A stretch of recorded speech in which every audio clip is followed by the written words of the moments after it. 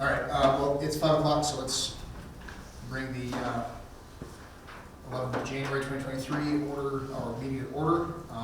Happy New Year to everybody, and thank you all from the public for being here. We'll do roll call real quick. Steve Ball. Here. Phoebe Benzinger. Here. Jim Chastain. Chad Huffman. Here. Rafin Shadow. Here. Richard Rogers. Here. Ron Cairns. Here. And I'm David Fisher, I'm here. First thing is to approve the minutes from the December 14th meeting. You guys have a chance to look through everything? Any issues? No? And I will entertain a motion to approve. So moved. Second? Thanks, Jan. All those in favor? Aye. All those opposed? All right. Minutes are approved. Staff, any additions or deletions? There are none. Okay. The first thing on the agenda is for us to elect chair and vice chair. We do chair first, don't we? Not that it matters, but all right. So then I'll entertain nominations for the chair. I would like to make a motion for David Fishering to be our chair for the planning commission. Do we have a second? I'll second. All right. Any discussion? Okay. In that case, Congratulations. all those in favor of me staying here as the chairman? Aye. All right, all those opposed? Okay, thank you guys, I appreciate the vote of confidence. And then vice chair, I'll entertain a motion or nomination for a motion. I'm good with that one as well. I would like to make a motion as vice chair to be Chad Huffman. Thanks, Phoebe. You have a second? No? Thank you guys. And then any discussion? We good with Chad staying as vice chair? Yeah, all right. All those in favor then? Aye. All those opposed? All right. I do have one question, Yep. and I meant to ask this ahead of time, but we went so fast. Being the alternate and everybody's here, could I have voted on that? The chair, the vice chair? I figured I don't have it. I don't think we have anything definitive on it. Not chair and vice chair, There's nothing in the code that says you can or that you can't. Oh, okay. I So- agree with them. I was just curious about that. Okay, thank you. Yes, excellent question. Thanks, Ron. You didn't want to be left out, did you, Ron? Don't blame me. All right, then we got two other agenda items today. We've got the client edition and the sketch plan. So with that, staff. All right. Thanks, David. I'm just pulling up our slideshow here. So this is an application for an annexation into city limits, specifically for a recommendation of a zoning designation to city council should they ultimately approve the annexation request. As you know, there's many steps to an annexation request. We did bring this to city council work session last month. And last week, city council approved a resolution to set the official annexation hearing for February 7th. Tonight, as mentioned, we will be presenting the applicant's request for the MHR zoning designation. The property in question is approximately 1 acre in size. It's located on the southeast corner of the intersection with 6600 Road and Draft Horse Road, also known as 675-6600 Road. It is within the city's urban growth boundary, the City of Montrose sewer service area, as well as Tri-County water. The area is urbanizing and more than 1/6 of the perimeter borders existing city limits, as is required by the state. The existing land within the city is currently zoned as MHR Manufactured Housing Residential District around this annexation. The remaining properties are outside of city limits. The applicant is requesting the same zoning designation of MHR to match the neighboring properties. The MHR district is intended to provide a suitable environment for single-family conventional and mobile homes, and is designed to allow a high density of single-family residences and related uses. Here is the annexation plat itself. As mentioned, the state does require at least 1/6 of the annexation to border existing city limits, as indicated by the hash marks at the north end of the property. This property does meet that requirement. According to our comprehensive plan, this area is listed as residential mixed density low on the future land use map. This district provides primarily for single-family homes as well as small amounts of attached residential dwelling units, such duplexes or townhomes. This low-density residential use is similar to the traditional building pattern throughout Montrose. According to our growth area map, this property is within growth area 2, which indicates that the property has some level of or moderate proximity to existing infrastructure. In conclusion, the annexation application meets city and state requirements. An annexation agreement has been signed by the applicant. There is not a requirement for an annexation impact report for this property due to its small size. The proposal is consistent with the public health, safety, and welfare, annexation policies, and the comprehensive plan.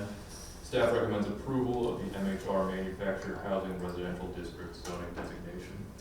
Now with that, the applicants are here tonight. If they would like to say anything, please Just feel free. answer questions again. So actually, whoever's gonna speak for you guys, just state your name and address for the record, please. Kenneth Klein, 1521 Dover Road. Again, thank you. Do you guys have any questions for the applicant? No? So, what do you plan on doing on this property? Well, first would be to get some kind of sewer hookup to the property there. Being that it's so close to the city limits, I think the rules are I can't put in a septic at that house because I'm so close to the sewer.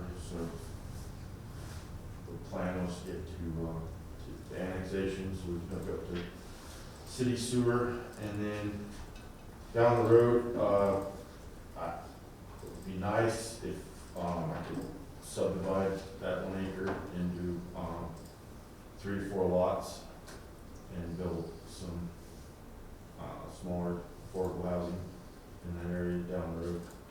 But the current is mainly to get sewer to that house. Sewer is very important. Yeah. Yeah. You guys got anything else down there? Let's see. No? Nothing? Okay. Thank you, Kenneth. All right.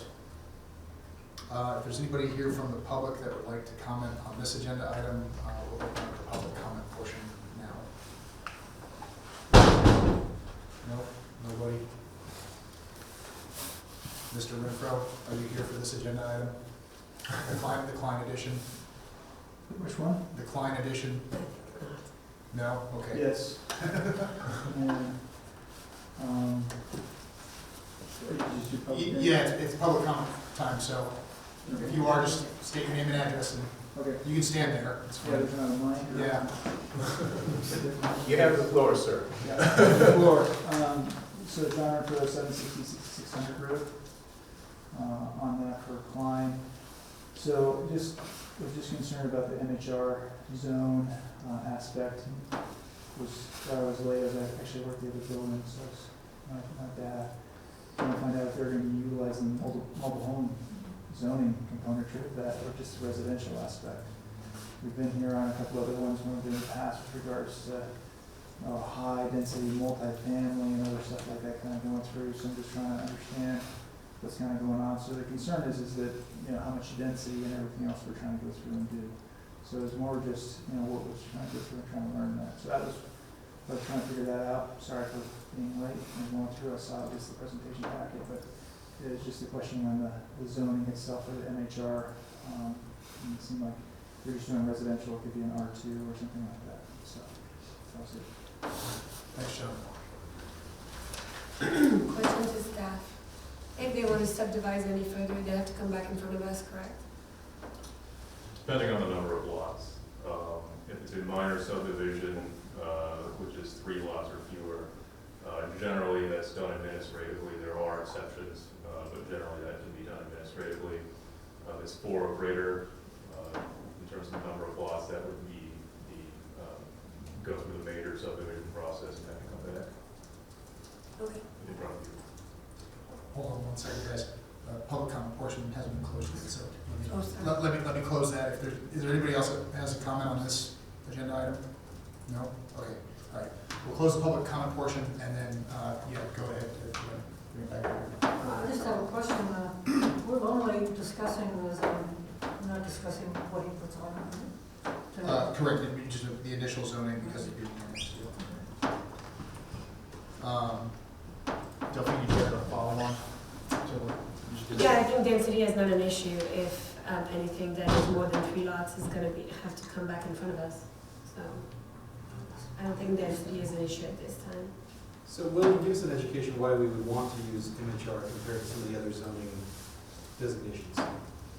Well, so when we do look at these annexation applications, one of the things that we do look at is the neighboring zoning. The neighborhood just to the north and west of the property is all zoned MHR, so we feel it's appropriate to extend that zoning to this annexation. In addition, with the MHR zoning, obviously it allows for manufactured housing. It's not necessarily, the building doesn't have to be manufactured housing, it just allows for it. When a property is subdivided, if it is subdivided, I should say, there is a minimum lot size of 6,250 square feet. That's similar to other kind of medium to lower density zoning districts. So we feel that it's appropriate to zone this MHR.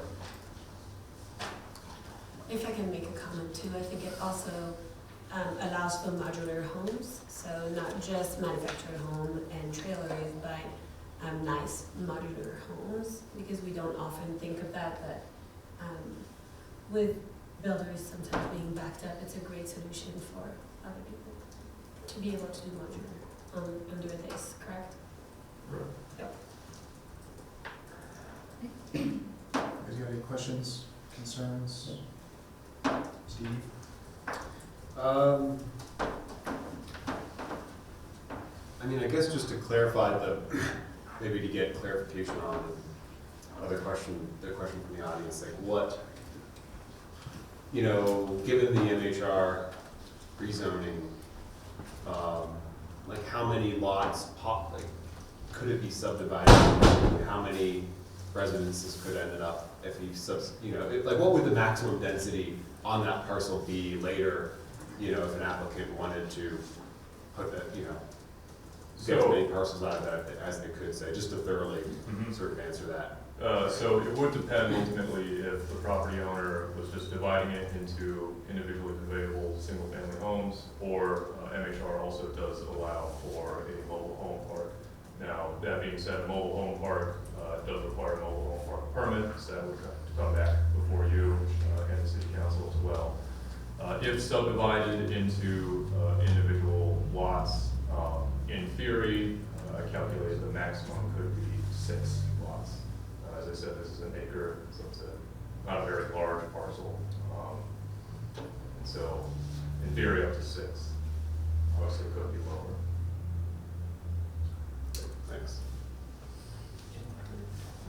One more thing just to add for the mobile home park component. Actually, it looks like there is a minimum size threshold of 5 acres, so this wouldn't qualify for the mobile home park component. So, just clarify. Thanks, Jason. You guys got anything else down there? No. No? All right, in that case, I would entertain a motion. If there is one. Okay, well, I hereby make a motion to recommend to City Council approval the initial zoning request of MHR Manufactured Housing Residential District. The request meets the code criteria based on the evidence and testimony presented at this hearing and in the staff report. I'll second. Delphine? Thanks, Delphine. Any discussion on the motion? Okay, all those in favor? Aye. All those opposed? The motion passes unanimously. And can we get to work on that sewer? Well, I don't know. All right, next agenda item is sketch plan. Take it away, staff. All right, thank you again. As mentioned, it's a sketch plan application. This is for the proposed Valley Ranch subdivision. Here it is a location map for the proposed subdivision. It's located south of Ogden Road and north of Otter Road. One thing to note is that this map is based on current parcel lines. As you know, some of this to the south here is already being subdivided. That's the 7-lot Falls Valley Ranch subdivision. That's not officially recorded yet, so the property is still consolidated with the rest, but just note that this sketch plan does not include that area. The project site is approximately 96.03 acres in size. There are multiple zoning designations on the property. The area to the south is zoned as R1, very low density.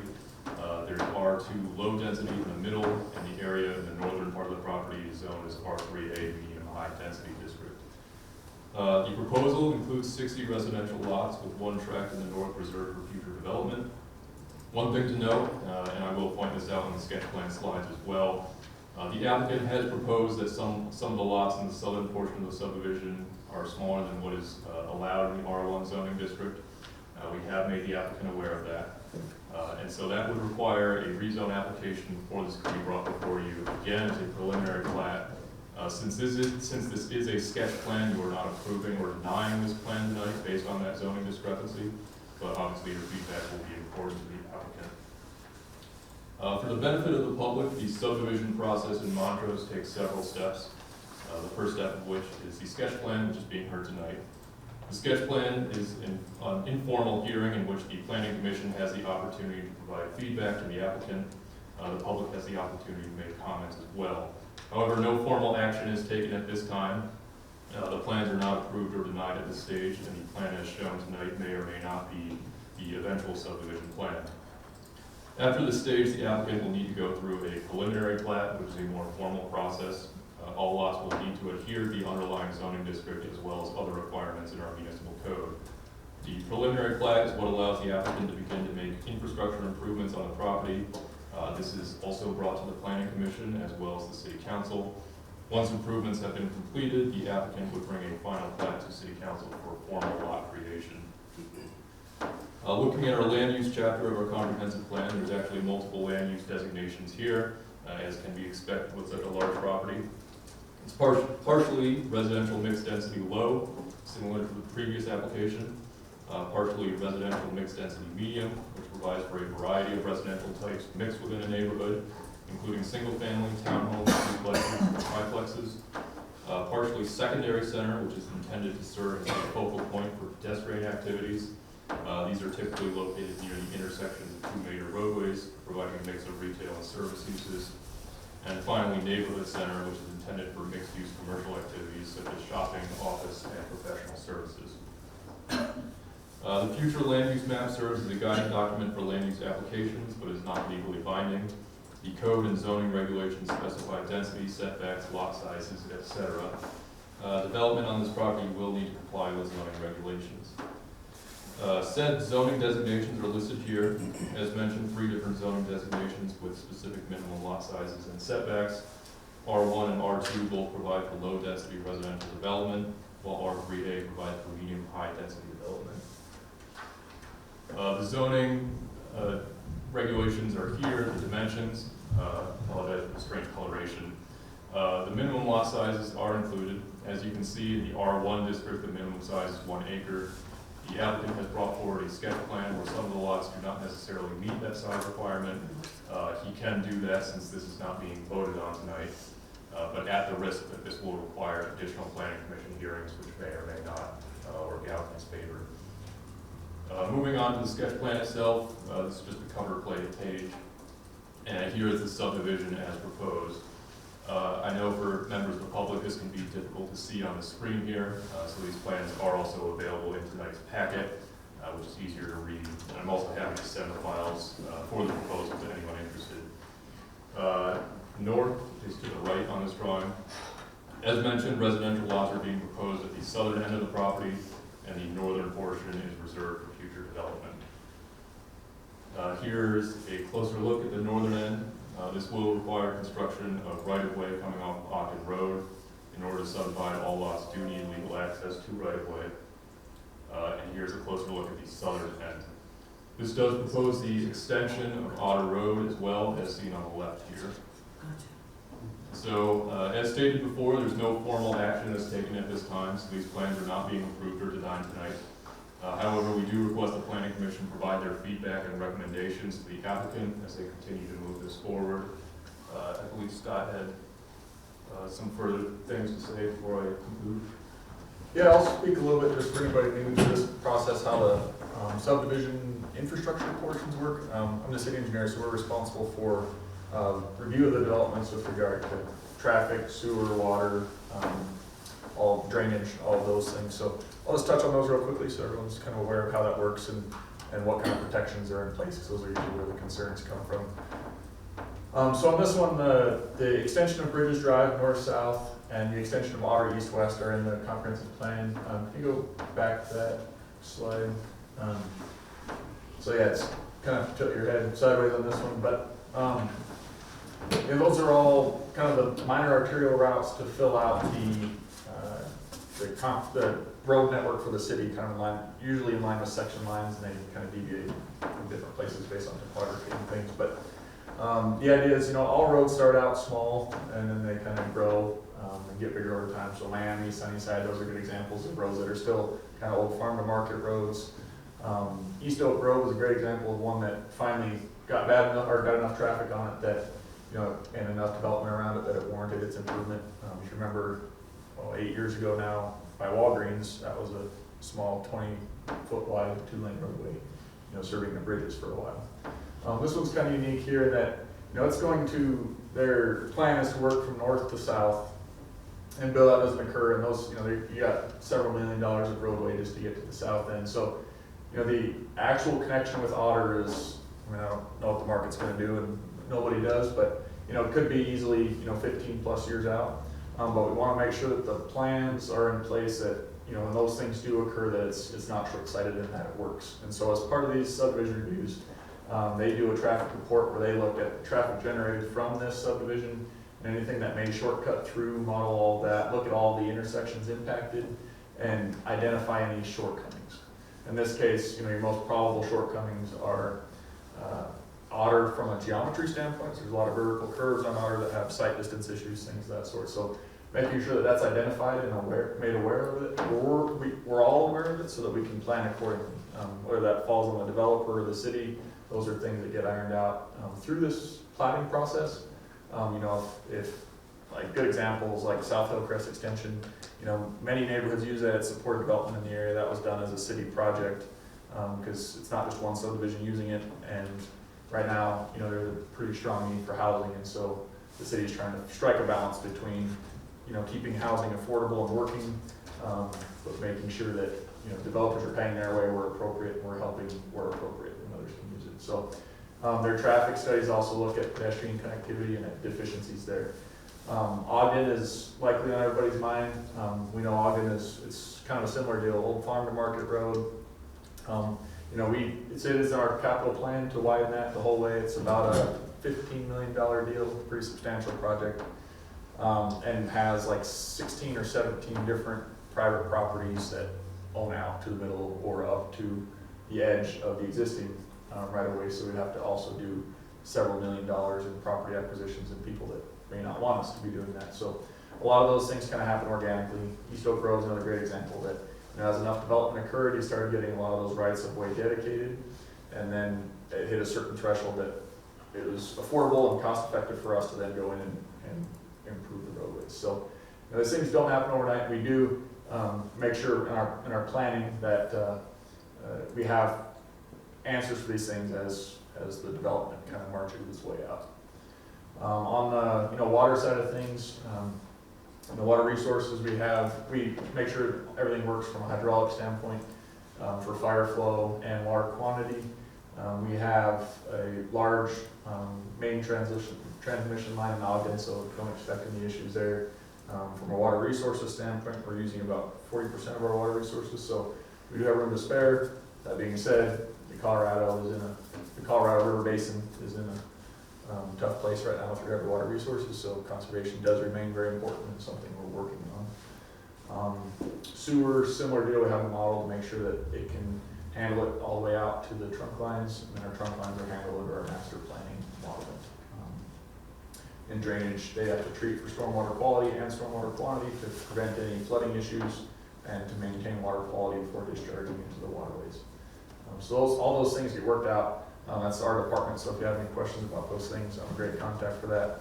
You know, usually by the time we get through them, there's hundreds of pages of reports and documents that go into to the design side of things to make sure it meets all of the codes and applicable state regs and things of that sort. So just wanted to let people understand or know how that process works. There's a lot of questions about when that comes up. So sorry if I bored you with the technical jargon. Thanks, Scott. Hopefully that at least answers all the normal questions that we have during these, so thank you. William, could you identify it up there for us? The R1 is obviously the leftmost group. Is it all, what lots in there are not meeting the requirements? Like, what section of this thing isn't meeting the current code? So let me see if I can zoom in here. So as mentioned, R1, the minimum lot size is 1 acre. Okay. And so if you see here, you know, some of them are meeting that. However, for example, lot 48 is 0.78 acres. Lot 45 is also 0.78. R1 is basically, is everything left of Cedar Creek Drive? Or somewhere around there? I believe the exact line is, yeah, approximately at Cedar Creek Drive. Okay. So that's most of the lots, right? Am I understanding this correctly? 70% of the lots are below an acre? About? I don't know that percentage, but there are some lots that are below that acre threshold.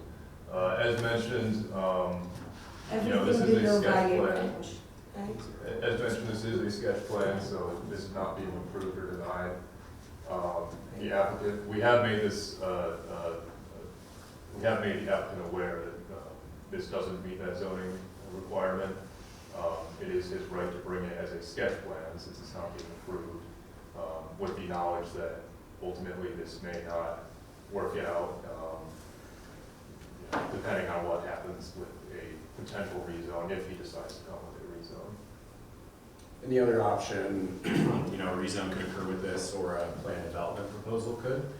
They could deviate from, you know, the lot size thresholds by providing open space and some other components. So again, good to keep in mind, it is the sketch plan phase. Good to provide as much feedback here as you can to the applicant. So can you give me a little bit more, because you guys do a really good job to talk with the applicants, and I know this is also a lot of work and to come up with a sketch plan like this. So what was the thought behind coming with a sketch plan with so many lots below an acre? Was it something discussed all together, like give it a shot, let's see where it's getting us, or just a little bit of background I'd like to know? And I know it's his right, absolutely, to do so. I understand that, but I'm just wondering, you know, putting all the effort and the investment in this plat when it's not guaranteed. When you were having these conversations, give me a little bit more of a feedback why that would come in front of us like this. So I think that's a question for the applicant. Okay. As mentioned, Agreed. Thank you. we did express that, Okay. that the minimum lot sizes are not met. That Okay, great, the applicant made the decision from the board anyway. great, thank you. So, you guys have any other questions for staff? Yeah, I have a question here. So you have Otter Road that will not be complete, and there's gonna be 60 homes there. So I guess it's a two-part question. What's the maximum amount of homes you could put on a lot with only one entrance? And can he, if Otter's not complete, can he still build? Yeah, probably preferred that way, that the progression goes from north to south to allow kind of other development to occur in the area and kind of create a critical mass to where you start getting enough driver to make it make sense economically and to serve multiple, you know, we do big city projects, we want them to serve not just a neighborhood, we want them to serve, you know, 20 neighborhoods, kind of thing. So generally that gets worked out as far as how far they can go before you would want that connection down to the south. That generally gets worked out in cooperation with emergency response personnel. So they look at, 'cause it kind of varies depending on what their other outs are and what their firefighting conditions are. I guess they'd be comfortable with a little more here given the lower density. That then if you had really high density multifamily or something to that effect, they would be looking for alternate accesses earlier. There's no hard magic number. That being said, we've seen Like Waterfall's kind of a good example, Waterfall Canyon, but that recent filing came through. They had about 150 or 200 lots maybe, and it's kind of at that point, after that, where the fire department said we really need to start getting this other access in place. I'm going off memory on the numbers, I think it was somewhere around there. So, you know, something like this, I wouldn't expect them to have a big firefighting concern. If there was, there's probably like, you know, maybe a back gravel pathway that they could have, as long as they had an all-weather way to get out. You know, say they got cornered by a fire or something to that effect. But with as good a fire protection as in this area, you know, I wouldn't anticipate that to be a major factor in this case. It's a great question. William, they've pushed a lot of the open space north and kind of off to the side, and yet the 3A is also undeveloped. And so my curiosity, once they develop the 3A, will there be additional requirements for additional open space? Or will that open space that's being built now kind of satisfy the entire development of 1A all the way up through 3A? Sorry, 1 through 3A. I don't know what the open space requirement is. It's not a PD, so it doesn't have 20% at this stage, right? I'm trying to remember what's on, is it the standard 8%? Yeah. 8%, yeah. And I think it's a good question, right? I think it is something to be looked at. I actually think it'd be good probably for the applicant to speak on kind of the phasing of how he plans it, to give you all a better picture of the end goal here. In theory, he could dedicate, I mean, how the code's written is it could be dedicated all at once with this plat, and there wouldn't have to be more that comes in with future filings. That said, I don't think that's necessarily the plan of the developer here. Yeah, I think we might want to open it up first. An interpretation on this too, that front space along Ogden isn't necessarily open space. I'll think of that as an outlaw. If you just pan to the right there, Will. I understand that's an area for future development, the developer can clarify. They're just not including it with this preliminary plat. So, you know, we do look at plats. If there's an open space minimum requirement, it has to be met with what's being platted. You know, so they can say, oh, we're going to dedicate it later. If they're going to dedicate X lots, there needs to be X appropriate open space, whatever that requirement is, concurrent with that platting effort, so that you never want to get in a situation where it's reliant on the future because the outlaw can change and things of that sort. So I think it's a great point to make sure that security is in place. Yeah, you just answered the question. When future development occurs, there would be more space to satisfy those particular lots. Yeah, generally that's that kind of what I'm hearing you say. Yeah, in principle, that generally can't be done. Correct. Because if you're going to do a preliminary plat for 50 lots, and there's an 8% minimum open space, that 8% minimum open space needs to be satisfied with those 50 lots. Couldn't be relied on in a future filing. Okay. And I'll be patient and listen to Mr. Cody. Sorry. And to that effect, when the preliminary comes in, that's obviously that's when the dedication is clearly articulated and shown right now at a higher level. But yeah, I think we'll let the applicant speak a little bit on the proposal. Is there any other questions for staff before we bring the applicant up? No. I guess one other thing from staff, I forgot to mention, sorry, is interconnectivity. So our code does require neighborhoods to generally be interconnected. And so that's another comment we received, another thing we'll work with them, you know, as they fine tune their design. Obviously, there's a road along the eastern edge, that would be an available access point for future development to the west, or sorry, the western edge there. And then we would also look at, if necessary, stuff for utilities and all that on both the western and eastern sides for access and utilities. So that is something that comes in with the final design as well.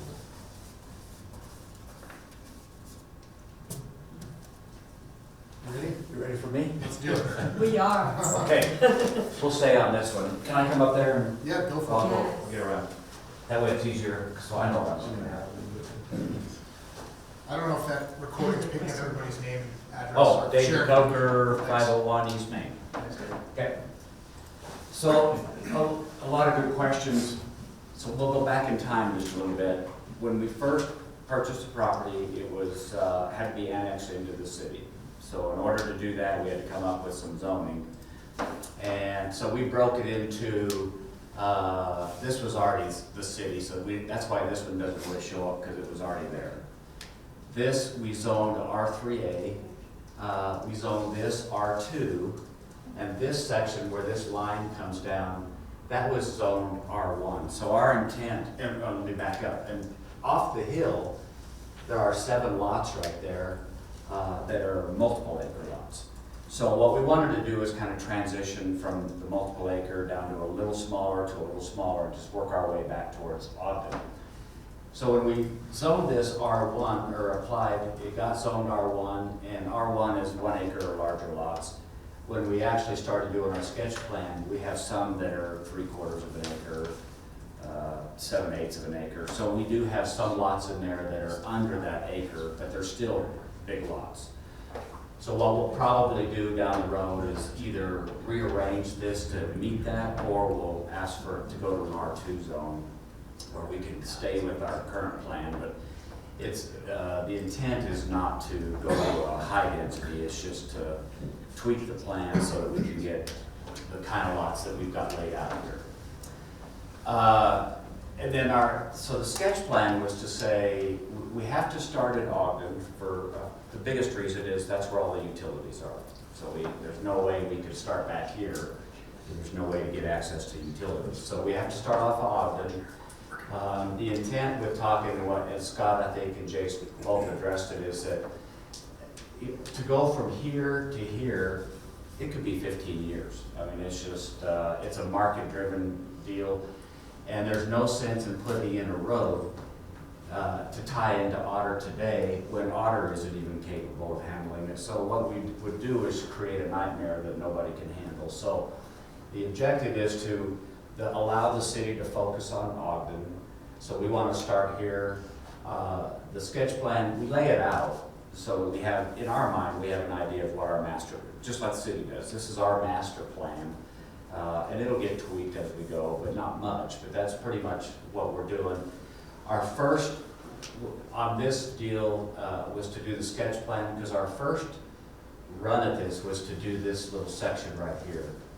The market's changed so much that I don't want to venture out, and most people don't want to venture too far ahead of our skis here. So we'll probably break it down into bite-sized chunks and say, let's build 1 or 2 roads. And then if that looks like it's going to be successful, then we'll come back and add a road, and we'll just keep moving our way. But that's why it'll take several years to get through here. And then we're looking at, and we haven't really defined that, but we do have R3A, which is a medium density. One of the city's requests has been how to put in affordable renting, and there's nothing on the south end of town that really fits that. So we're looking at some options on how to actually create an environment that doesn't look like multiple housing living. It really looks like individual homes, but it would cater to apartment style. So we're toying with that idea, but we're not there. We're getting closer, but our focus tonight was to get this thing laid out so that we can work towards a preliminary plat and figure out what our costs are going to be, how we're going to do that. So that's what I got. Thanks, David. You guys got questions for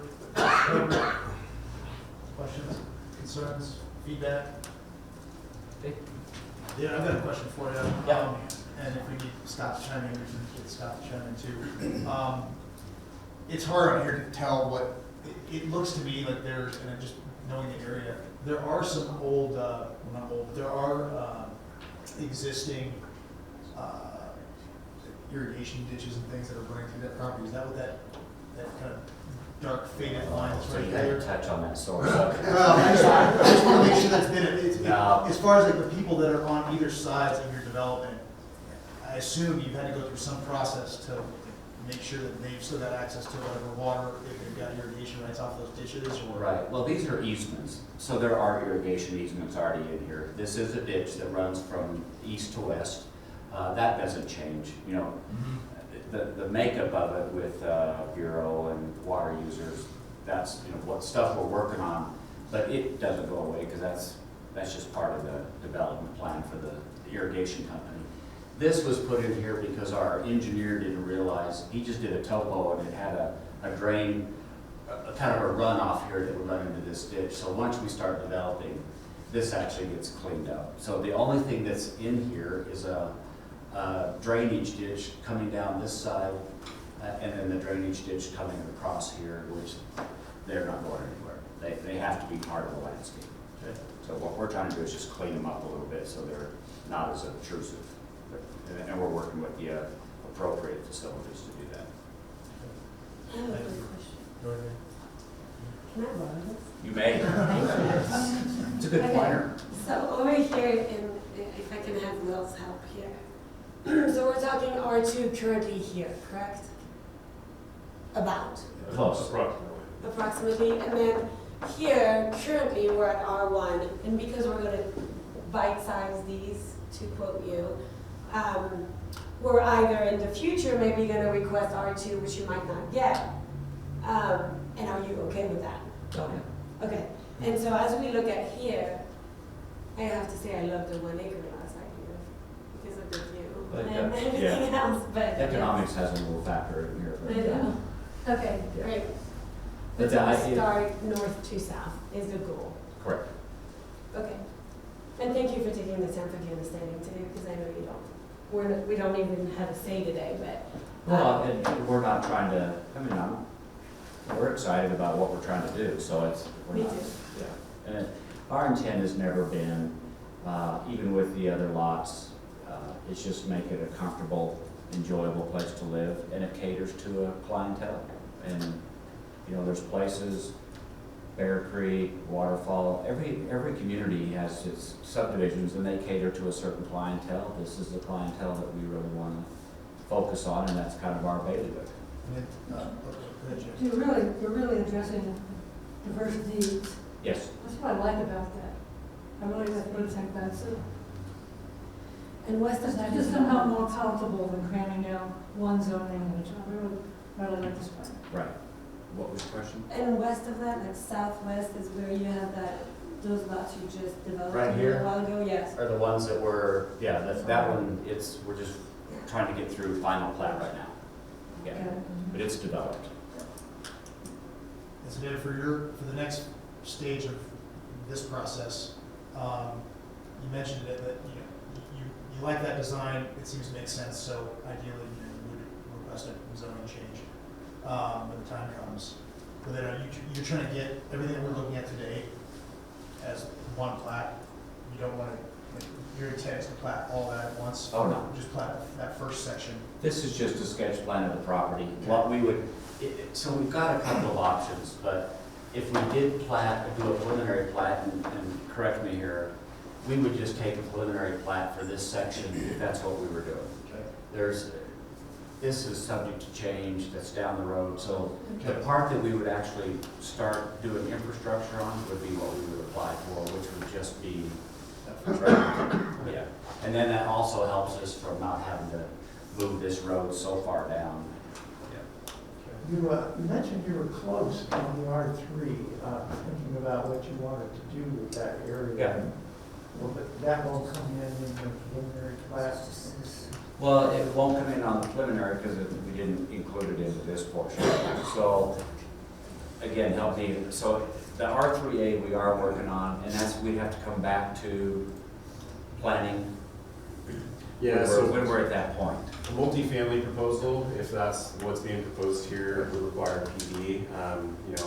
Given that there's multiple residential buildings that potentially would be proposed, that would require that plan development process, which would essentially go through the same process we're starting tonight.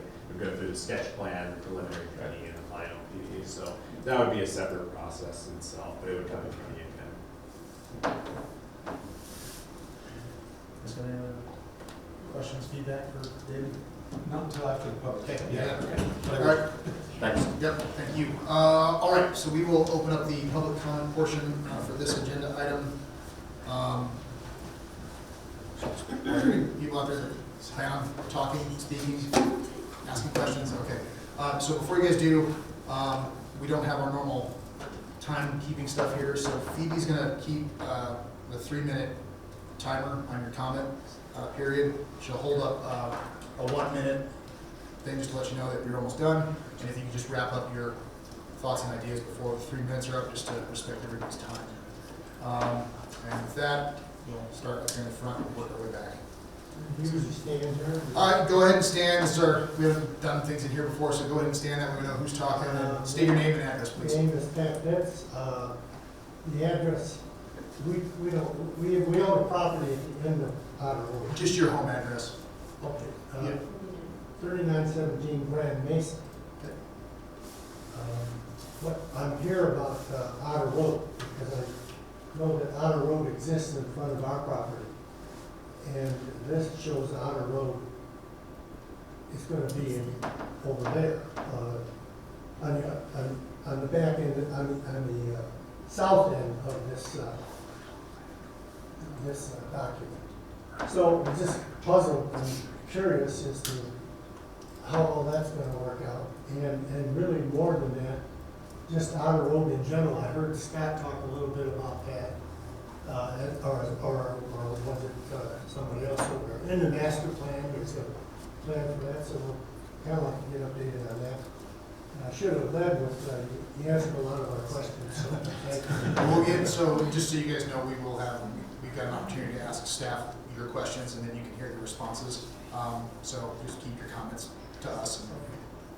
Well, that was it. I mean, we were wondering about the zoning and the change. We got some good information here tonight, but we are concerned about our address on Otter Road. And if Otter Road moves over, does that mean our address has got to be changed, or what's going to happen? I guess if it is going to move over, and ultimately there will be, can we get access off the extended Otter Road? I assume it's a residential development that would not be an issue. I shouldn't assume. All right, thanks, Pat. Appreciate it. Anybody else in the front row? No. Next row? You guys got it? Row number 2? No? Row 3? I have a question. Go ahead. My name is Larry Gallagher, 2641 Red Cliff. And very little discussion, and maybe it's not appropriate time-wise, but the very northern piece of that plan, we just kind of, I guess you're not ready to talk about that yet, but is there any thinking about what's going to go in that piece? And I'm speaking of the very northern piece. Ogden Road. I'm sorry. Thanks, Larry. All right, last row. Anybody back there want to talk? There you go. Jeremy Spencer, 66559 Otter Road. So I'm a neighbor just to the south there, and I'd like to reiterate the concern Otter Road and just its current condition. I think you guys addressed a lot of that, but it definitely needs some improvement. If we're going to have this amount of population there, and it's going to look like it's going to be a thoroughfare through there. Currently, lots of people walk their dogs, take walks on there in the dark, in the middle of the day, whenever. There's just a ton of people on that road, and it's more or less, I think, a farm to market road, as you described it. So I just want to make sure that is being looked at, which sounds like it is. The other thing that was mentioned is the possible rezone from the very low density to potentially, I think it was R1 to potentially R2. And I think for the homeowners to the south, the existing homeowners, we ought to consider the home values there and keeping those larger lots and homes that would potentially come along with that. I think would help buffer, protect those home values for those existing homes that are there for the homeowners on Otter Road. I think that's super important. Maybe this is not applicable, but a question for David. Is it going to be an HOA controlled neighborhood? I don't know how that works at the development stage. And then the gravel road, Scott mentioned the potential of the first responders maybe needing a gravel road out to Otter Road. I don't know if that was just about off the top of your head, but if there was such a pathway through there, we would need to look at controlling access to that and improving Otter Road sooner than later before the main road is developed in there. So thank you guys for serving on the commission. I know it's probably a thankless job. Sure appreciate all you guys do. That's all my comments. Thanks, Jerry. All right. Anybody else? Yep, go ahead. Yes, Barbara Gallagher, 2641 Redcliffe. I have a question about Ogden Road right now is very, very busy. And, I mean, Brown Ranch is developing. How are you going to proceed with this development and Ogden Road being kind of a crappy road, actually, no shoulders or anything? Are you planning to improve it in the near future? Yes. Thanks, Barbara. Anybody else? No? You'll get an answer. You'll get an answer in a second, guys. All right. If there's no other public comments, we will close the public comment portion of this agenda item. All right. So Scott, could you talk on both roads, Otter and Ogden? How close are we to some of those triggers that we need to hit before we start spending money to do the things that these folks and others would like to see on either side of this development? And if I may add something before that too, I'd like to remind everyone that we're talking about years of ahead of time, depending on the market demand and things like this. So this is not happening overnight. We're not going to have a flow and an influx overnight. But we are well aware of Ogden because we do get projects on other sides of town, from Brown Ranch to others. And what we want to keep in mind too is our role here today is to address what's in front of us tonight. So for the question on the north sides by Ogden, we can't really speak of that project tonight because this is not what we have in front of us tonight, and we really want to focus on what we have in front of us tonight. But we can definitely have Scott tell us more about the project for the city. It's very important to us that these things are done, and having developers coming here and helping us with these actually make a big difference. So just keep that in mind as Scott walks you through this. Yeah, so to the first gentleman's question, so it's kind of a unique thing there in Otter where, you can kind of see it as a faded gray line on this map, but Otter Road right now comes, kind of turns into county out here, takes a 90-degree jog, and that's the end of the line. When this does become a minor arterial, it's not an efficient way to move traffic, and I'm assuming these residents won't want all of that traffic taking the jog right in front of their house all day, every day. So, the long range alignment is, kind of more or less straightening that out. This does connect up to, this is Brown Ranch right here. You wouldn't know it, because it's not a very user-friendly map in that regard, but Brown Ranch is built here. They have kind of started their stub of Otter Road. There is some previous Otter Road dedications through this area. So it's like any of these projects, as development occurs, they get the dedications completed and you kind of start piecing it together. Then, 20 years down the road, it makes sense to do it. 6700 is another great example that, all the other pieces were dedicated except for one property owner. We were able to acquire that one property owner. Now that's being extended this year. So, these things do take time to reach a critical mass to where you can do the improvements. So as far as the jog in the road and addressing, I don't really have an answer to that question yet. We haven't had a situation where we're moving a road.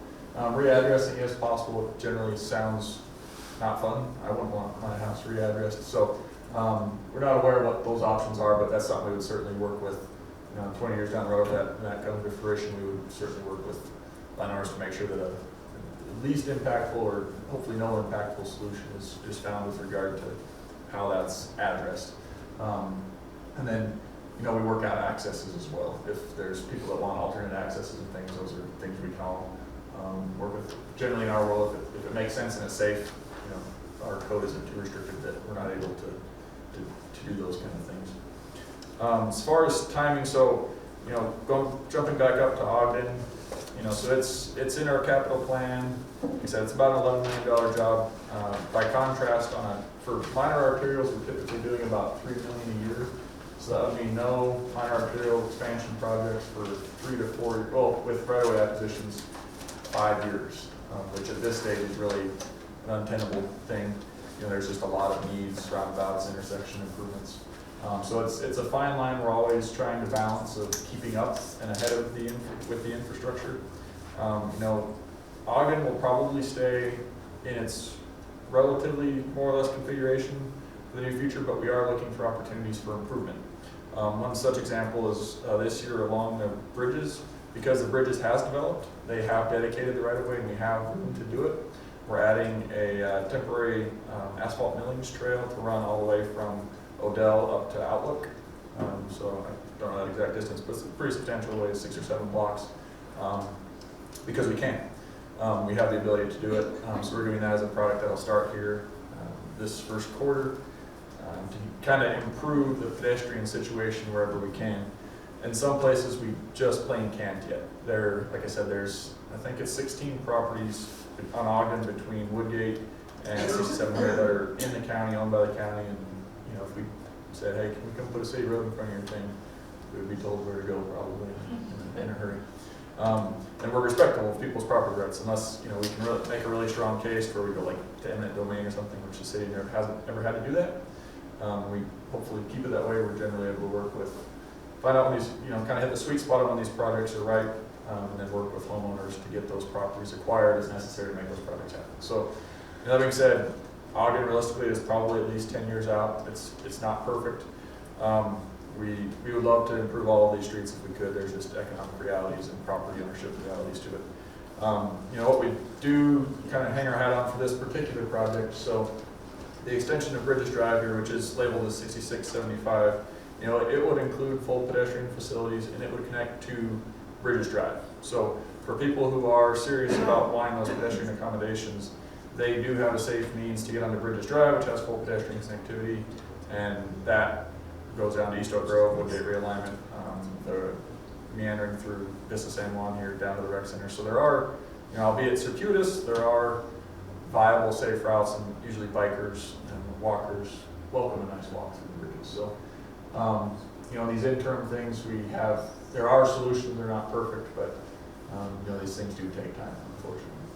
Well, did I hear you say you're going to do a trail from the rec center to the bridges? Is that what you said? No, Use the word. Otter Road, or pull it up, I'll show you. Along like a sidewalk. So we're working on, in the 2023 projects list and budget. So in front of Bridges Drive, or in front of the bridges on Ogden, when they develop that, so that's what really helps facilitate these projects being done is development. Because with the development, they create more of a need and they dedicate the rights of way to make these things possible. So when Bridges developed, they dedicated their half of the Ogden Road right of way, and so there's existing sidewalk here that starts at Odell. We're going to run a millings path all the way down the north side of Ogden along the Bridges fence, all the way down, past Bridges Drive, all the way down to Outlook right here, where this sidewalk is. Get rid of this crater right here. That'll be a project that's taking place this year. So again, because we own that property, we have the ability to do that. So we're happy to do that and try and provide some relief and improve pedestrian connectivity for the area. Thanks, Scott. David, you don't have to, because it isn't part of what we're talking about as far as your sketch plan so far. If you'd like to address Larry's question about the northernmost section, by all means. So the northern section, the road coming down splits 2 little parcels. One's 2 acres, the other one's 3 acres type of thing. They're zoned B4, which is light commercial, coffee shop type thing. And that's potentially down the road, but I have no plans to do anything with it right now. To me, I don't think the market would support it anyway. So my intent was, and it still is as of today, I'm not doing anything with it. It's going to sit there. So. Yeah, it's nice. And again, all of this is still market driven. If the market came back tomorrow with a vengeance, sometimes you don't have a choice. But I don't see that happening. So we're actually, as a company, we're gearing up, gearing down. So we're, where we were doing maybe 20 homes a year, we might go to 6. So to take this new development, that's why we're going to break it into real small pieces, because it may take 2 years to do, or 3 years just to do one little section, and then we'll move over a road, and it may take 3 or 4 years to do that. So as of today, it's just not a very fast project for us. It's just It just needs to be geared up and ready to go at some later date. If that makes sense. Thanks, David. Do you guys have any other questions, feedback for that one? Sure, I'll give my feedback. Go for it. Ultimately, when it comes to the lot sizes, I think the developer's already done an amazing job of creating some huge, huge lots. And then we can see in the plan that the lots are stepping down in size. To the far end of that R1, they get to be as small as half an acre. Half an acre is still a very nice lot, very nice piece of property. And I don't anticipate a half acre lot, half acre home, or a home that would be on a half acre lot truly being a deterrent or an impact to the neighboring environment. The general philosophy with planning, land planning, is when you're close to a lot of services, that there should be a lot more dense housing. And half acre is still not dense, it's still there's lots of elbow room with half acres. So in general, my general opinion is that I'm very supportive of letting it go smaller than 1 acre. And if it did come before us, obviously we would hear the whole request and hear the citizens' comments, but half acre does not scare me at all. I would be very supportive of half acre properties in that particular area. In general, I think the layout looks beautiful. The neighborhood, Mr. Coker always does a nice job with everything he touches. So I'm very supportive. David, I'd just like to add that I think as far as developments that we've seen recently, just the concept anyway, from higher density to lower density, having a mixed kind of option in one development is innovative for the community here in Montrose. So yeah, like I said, we'll deal with the R1 situation, and the economy just demands you start building there, but I don't think it'll be an issue here. Is there anything to add? Nope. Down that end? Nope. Nope. Okay.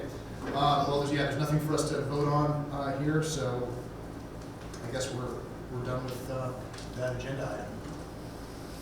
And with that ends the public portion of tonight's business. Staff, is there anything else we gotta talk about? We have a meeting next time. We do have a meeting on the 25th that will have a couple items in front of you. I guess for audience members tonight, we have a housing survey flyer, actually. We're really trying to get as much input from, quite frankly, the entire community on all things housing. We want to know where things sit for you, what your opinions are. We have a housing needs assessment in the pipeline right now. It's really data-driven, and this survey will kind of help drive policymaking moving forward. So it's a simple QR code that you can just snap a picture of your phone on, take 5 minutes out of your day and take it. That would be phenomenal. Feel free to take them and pass them around to family and friends and everybody. One of I've already taken the survey, and at the end of the survey, just the software that they're using to do it is actually kind of cool, because you can click there's a circle that kind of starts jumping around when you're done. If you click on that, you can actually see the results of the survey as of when you took it.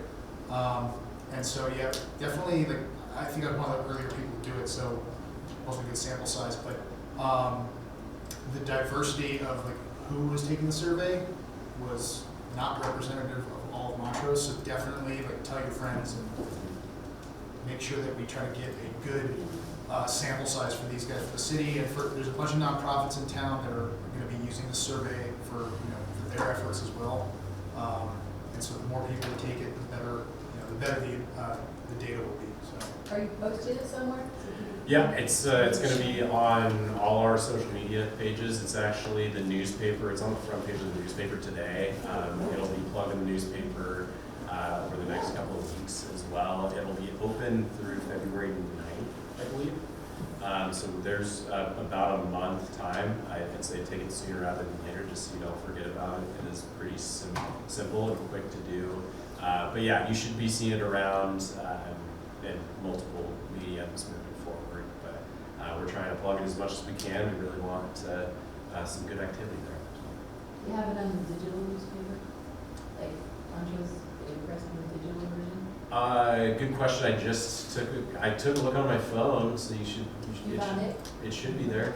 Just the general link should be there, but yeah, there's some flyers back there. You can just. Is there a community meeting as well, right? Yeah, no, thanks for that. There is a community meeting next Wednesday, the 18th. It's actually going to be in this room at 6 p.m. The purpose of that meeting is really to go over, it's to plug that survey even further and then go over the progress of where we're at with the needs assessment.